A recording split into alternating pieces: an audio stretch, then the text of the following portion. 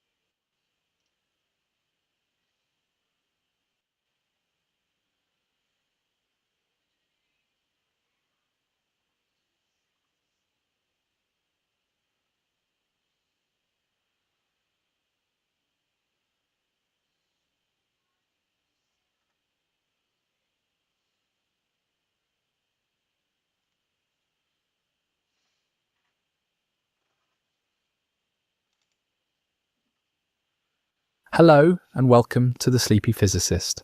I'm so glad you're here. Whether you're settling into bed, curling up on the couch, or just trying to wind down after a long day of pondering the mysteries of existence, you've come to the right place.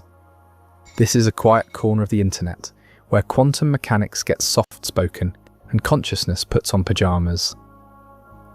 Tonight, we're diving into one of the most extraordinary frontiers in science, the idea that your brain might be connected to the very fabric of the universe through quantum mechanics. Imagine for a moment that right now, as you listen to these words, tiny structures inside your neurons are performing quantum computations that classical physics says should be impossible at body temperature. Yet recent experiments suggest they're happening anyway. And if this is true, it could mean your consciousness isn't just trapped inside your skull, but potentially entangled with the quantum field that underlies all of reality. It's a journey that takes us from the deepest mysteries of the mind to the strangest corners of physics, and a few surprises that might just change how you think about what it means to be you. Now, I do hope this video isn't so fascinating that it keeps you awake. But hey, if it does, at least you'll be contemplating the nature of consciousness, itself a fair trade, I'd say, before we begin. If you enjoy these gentle explorations into the deepest questions of science and existence, I'd be ever so grateful if you tapped the like button, subscribed, or even just left a comment telling me where in the world you're watching from and what time it is in your corner of the universe. All right, take a deep breath, settle in, and let's begin our quiet voyage into the quantum nature of mind. What if I told you that the answer to consciousness, the hardest problem in science, might be hiding in the smallest possible spaces inside your brain right now? As you process these words, tiny hollow tubes called microtubules are vibrating at frequencies that classical physics says should collapse instantly in the warm, wet environment of your neurons. Yet somehow they persist, and according to a growing body of research, they might be the key to understanding not just consciousness, but how your mind connects to the quantum fabric of reality itself. This isn't science fiction, it's the quantum consciousness revolution, and it's happening in laboratories around the world, from Wellesley College, where researchers have discovered that anesthesia works by disrupting quantum processes in microtubules, to Trinity College Dublin, where scientists may have detected quantum entanglement in living human brains. The evidence is mounting that consciousness operates on principles far stranger than we ever imagined. Let's start our journey, where it all began with a simple yet profound question that has puzzled philosophers and scientists for centuries. Am I a waste of space? That's the question. How does the 3-pound lump of tissue in your skull generate the rich inner world of your conscious experience? When you see the colour red, feel the warmth of sunlight on your skin, or experience the bittersweet pang of nostalgia, what exactly is happening that creates these subjective experiences, and why do you have them at all? This is what philosopher David Chalmers famously called the hard problem of consciousness. Picture this. Right now, as you're listening to these words, there might be another version. This is fucking interesting. I always thought about that question, believe it or not. I always thought about that question, always. Many times, just alone. Skip to the back. Of you sitting in a slightly different room, perhaps wearing a blue shirt instead of the one you have on, making the choice to skip this video entirely. But here's the truly unsettling part. What if that other you in their parallel reality somehow seems to know you're here? What if across the quantum divide that separates infinite versions of reality, consciousness itself appears to create bridges we're only beginning to consider? Welcome to a journey through one of the most fascinating intersections of modern physics and the deepest mysteries of the mind. I'm here to guide you gently through ideas that might reshape how you think about yourself, your choices, and the very nature of awareness itself. Whether you're settling in for the evening or simply taking a quiet moment from your day, let these thoughts wash over you like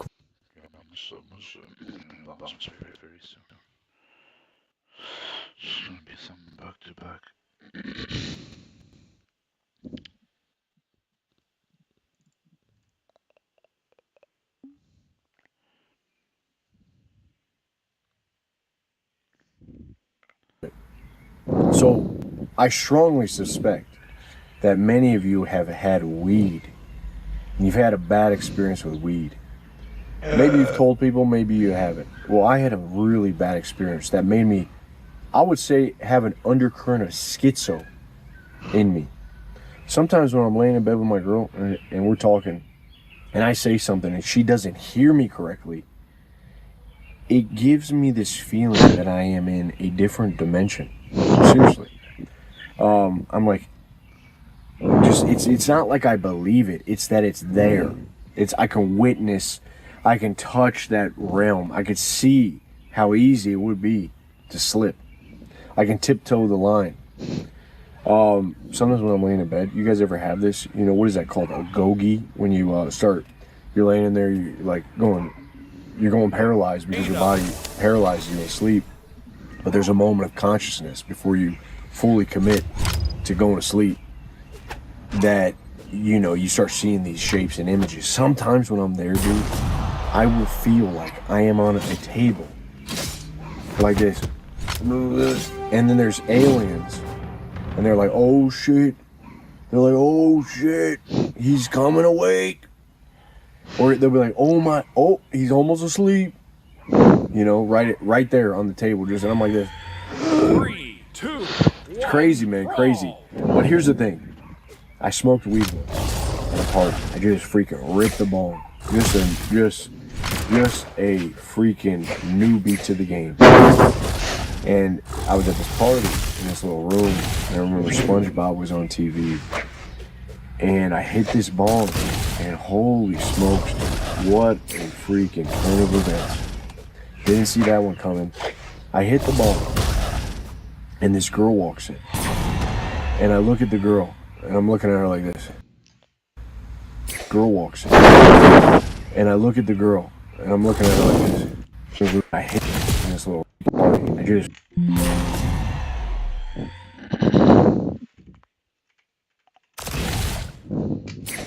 shapes and images. Sometimes when I'm there, dude, I will feel like I am on a table. And then there's aliens. And they're like, oh shit. They're like, oh shit. He's coming awake. Or they'll be like, oh, he's almost asleep. You know, right there on the table. And I'm like this. It's crazy, man, crazy. But here's the thing. I smoked weed once at a party. I just freaking ripped the bong. Just a freaking newbie to the game. And I was at this party in this little room, and I remember SpongeBob was on TV. And I hit this bong, and holy smokes, dude, what a freaking turn of events. Didn't see that one coming. I hit the bong, and this girl walks in. And I look at the girl, and I'm looking at her like this. And I think to myself, in my head, I'm like, that is one ugly bitch. And in my mind, somehow, I play this one ugly bitch. And this girl walks in. And I look at the girl, and I'm looking at her like this. And I think to myself, in my head, I'm like, that is one ugly bitch.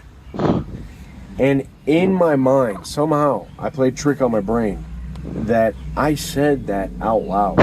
And I thought she could hear me. Immediately, the room begins to fade. SpongeBob was no longer SpongeBob. I swear to God, it was like some porno on the TV. Like, what is going on? Okay? This is not weed. This is... What is that?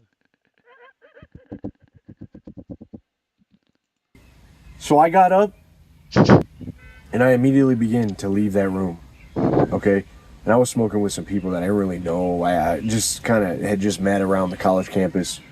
I was living with a few buddies, and I went to this little party at the college campus. And, dude, I got up, and I was like, I got to get the hell out of here. I started booking it. I was just running down the street like Forrest Gump. Just complete gumption. Just booking it like Forrest Gump. Just complete gumption. Just booking it home. Booking it somewhere. Booking it anywhere but that little room. That was a hell. When I had that, and I had a multitude of different experiences, that was a hell. when I had that, and I had a multitude of different experiences, they were never pleasant. I feel like I've been high about probably 8 times. And I think I had one pleasant high. And I had only taken a small little suckle out of a blunt.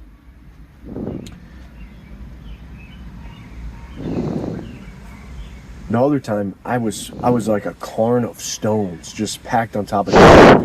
The only thing tethering me to reality was me going like this. I was walking around the house, the boys were on the couch, and I was like this. I just kept spitting on the fucking floor just because I couldn't do, like I was like this. I was walking around, I was like freaking paralyzed, dude. I thought I was upstairs. I was downstairs. I started spitting on the freaking floor like this. Just watching my spittle hit the floor, tethering me to reality. I was about to slip. I was about to go. Dude, I legitimately was hallucinating. I know some people make fun of this. They're like, dude, what are you smoking? Give me some of that. Was there LSD in there? I don't know. This was, to my knowledge, it was just weed. But something in my brain cannot handle that shit. All right? I already have 50 tabs open. When I smoke weed, they're like a mix. Like all 50 tabs become one tab. So anyway, for about 6 months to a year, I would say, I don't remember the exact time, I had what was called depersonalization. I was having like an out-of-body experience. I would be in my car, and I would be at a stoplight, and the road would start shifting out of nowhere. It was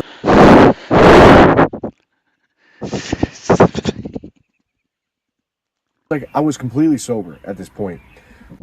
Yo, that already happened to me. It's panic. But the road would start shifting. The light would start, like, there would be 3 lights. I'd be like, what the is going on, man? Like, what is happening to me? I was young, in my early 20s. And I remember just, okay, I'm going to take cold showers. I'm doing it all. Cold showers, I'm eating food. I'm eating good food. I'm doing no fat. I'm doing it all. I got to get rid of this shit, man. Dude, it lasted for like a freaking year at max. I would be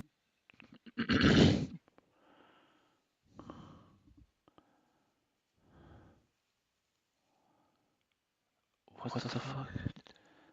This guy got laced up or something with some hallucinogenic. Because I heard stories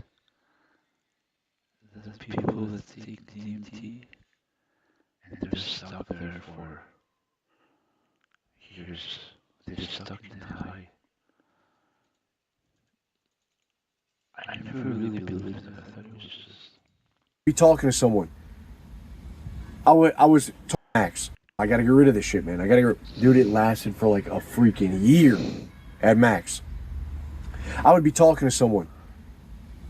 I was talking to one of my coworkers at my security job, and as I'm speaking to them, I get this feeling of being high again. Like the conversation we're having is fake.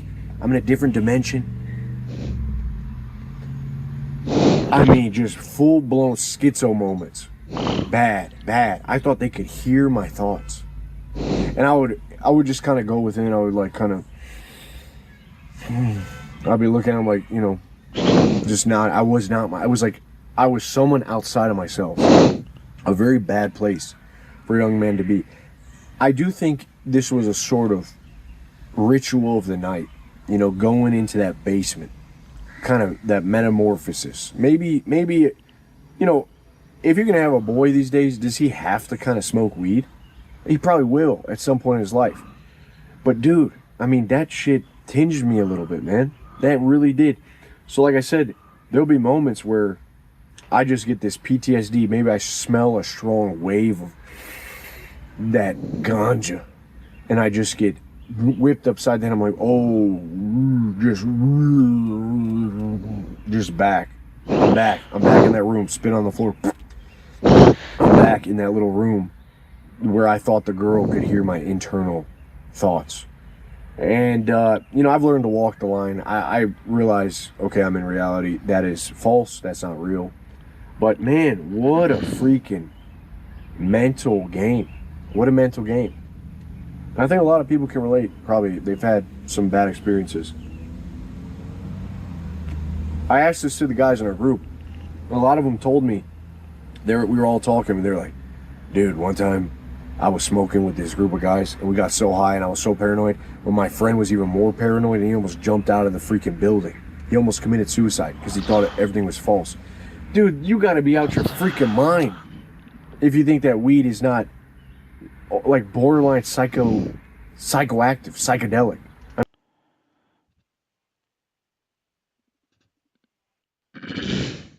It is just not. It is not, man. I cannot stress that enough. I took mushrooms, and I'm never, ever taking it again. I died.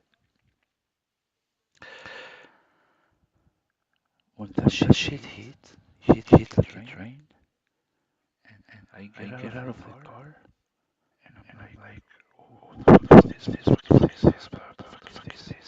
It keeps going on, and then I let go. I'm like, okay, I'm dying right now. I'm about to die.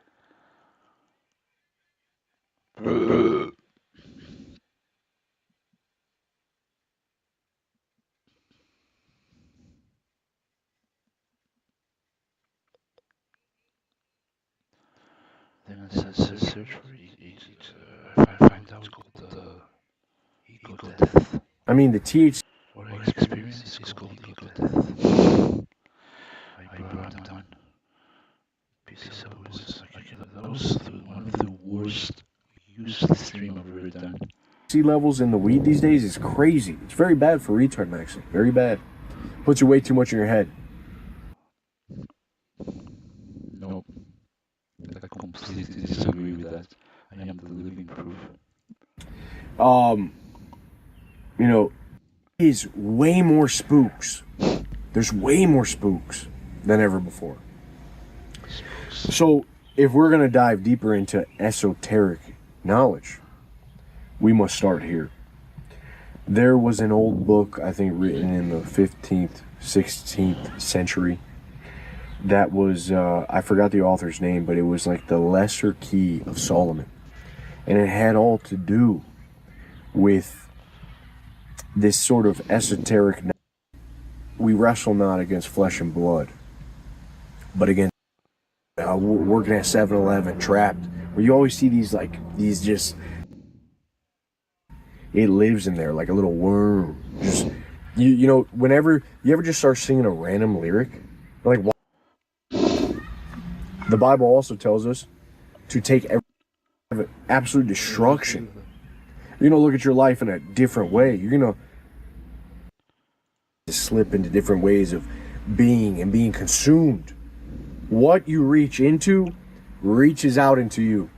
You don't just get to reach in, it reaches back into you, man. It reaches back into you. You know, it's you gotta put on that armor. You gotta keep your mind sound. But you can't, here's the ultimate thing, is you can't be mad. You can't be angry.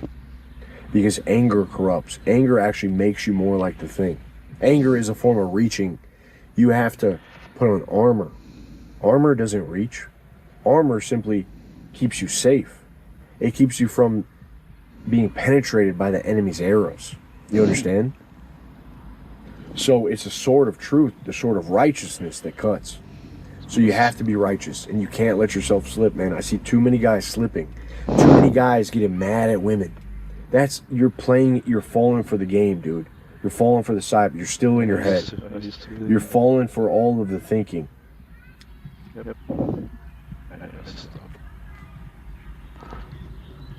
So, it's not by getting angry, it's not by... Fucking tired of piece of crazy. Have a good night.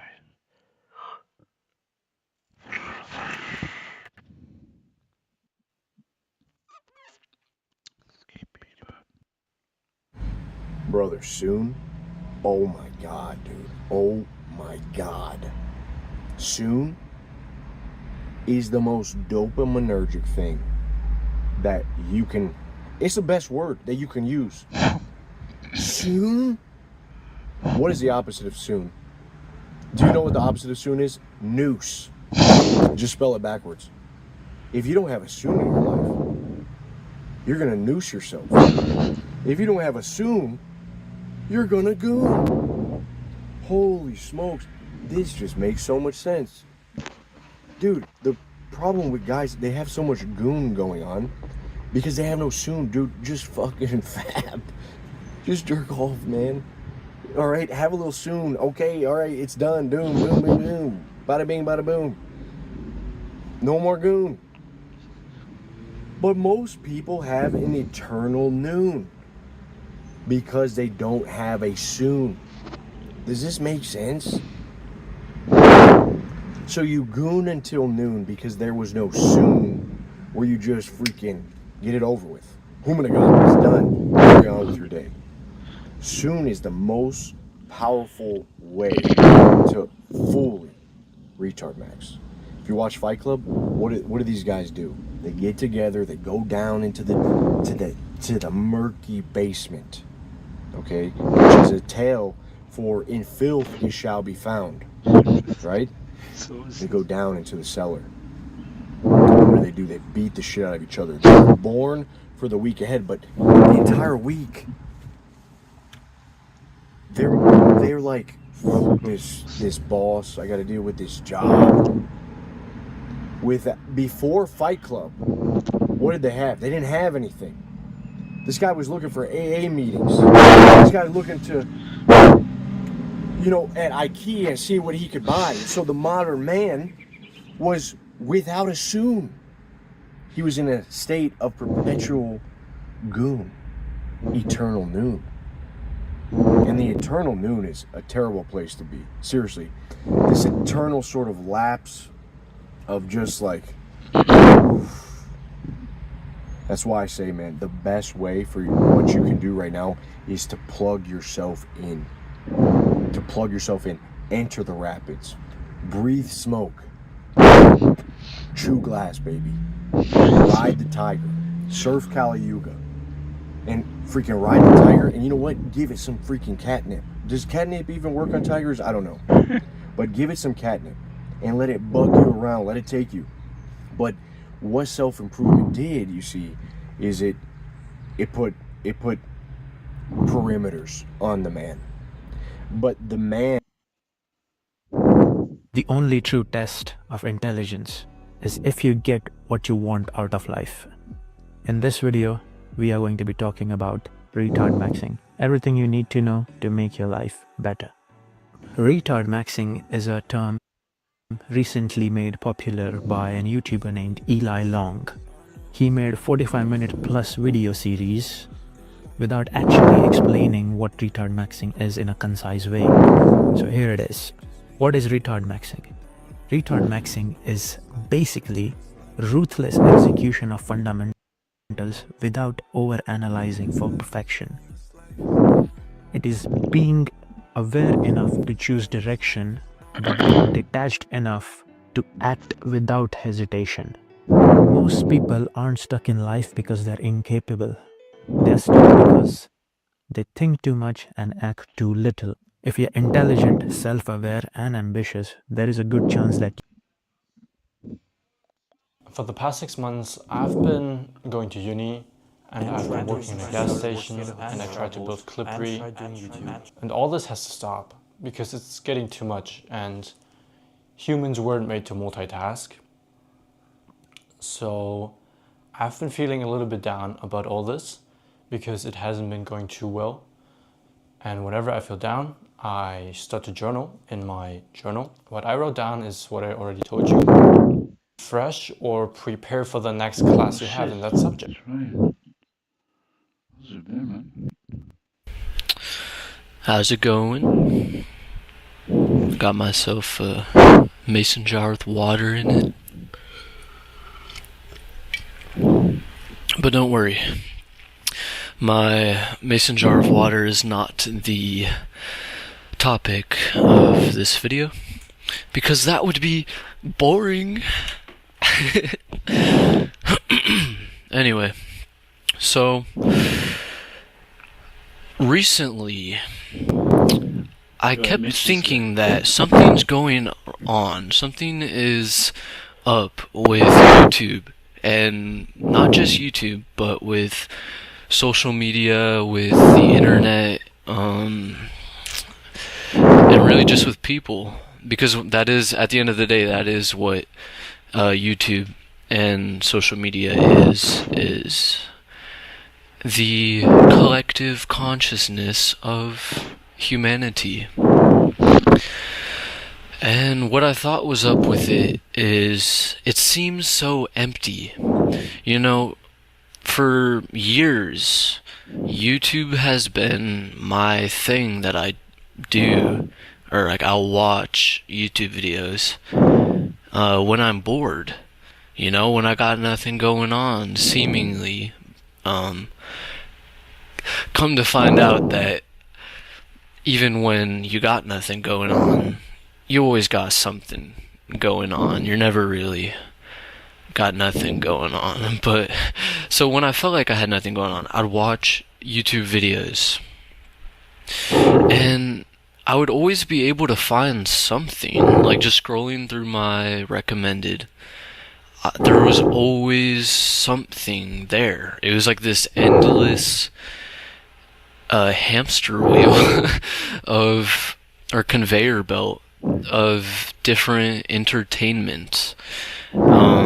Maybe I'm learning something, maybe I'm watching someone play video games, maybe it covers all genres, and that's really why I always felt like I had so much to watch, to do, and I never found myself scrolling for so long looking for some.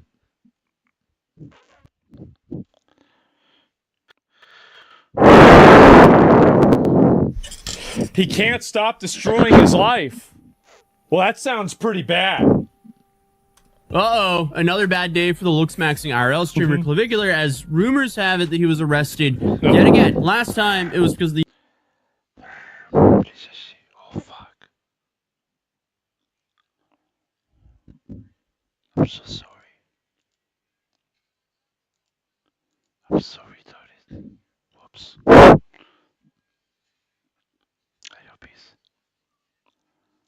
the physical altercation that happened on his live stream, and this time it looks like